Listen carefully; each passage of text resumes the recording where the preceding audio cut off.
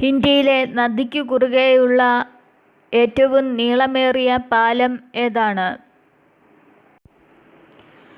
അസമിൽ ബ്രഹ്മപുത്രയുടെ കൈവഴിയായ ലോഹിത് നദിയിലാണ് ഇന്ത്യയിലെ ഏറ്റവും ദൈർഘ്യമുള്ള പാലം സ്ഥിതി ചെയ്യുന്നത്. 2017 മെയ് 26 പ്രധാനമന്ത്രി നരേന്ദ്രമോദിയാണ് ഇത് ഉദ്ഘാടനം ചെയ്തത്. പ്രശസ്ത ഗായകൻ ഭൂപൻ ഹസാരികയുടെ പേരിലാണ് ഈ പാലം അറിയപ്പെടുന്നത്.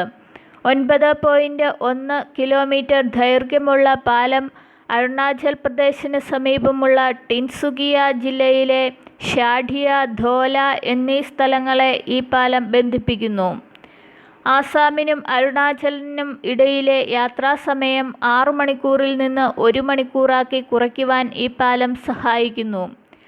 2056 കോടി രൂപ ചെലവിൽ നിർമ്മിച്ച ഭൂപൻ ഹസാരിക പാലം സൈനിക വാഹനങ്ങളുടെ സുഗമമായ നീക്കത്തിനു വേണ്ടി കൂടിയാണ് നിർമ്മിച്ചത്.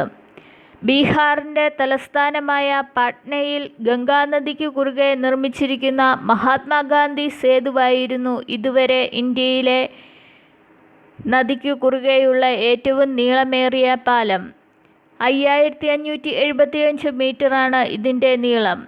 1982 മെയ്യിലാണ് ഈ പാലത്തിൻ്റെ ഉദ്ഘാടനം നിർവഹിച്ചത്.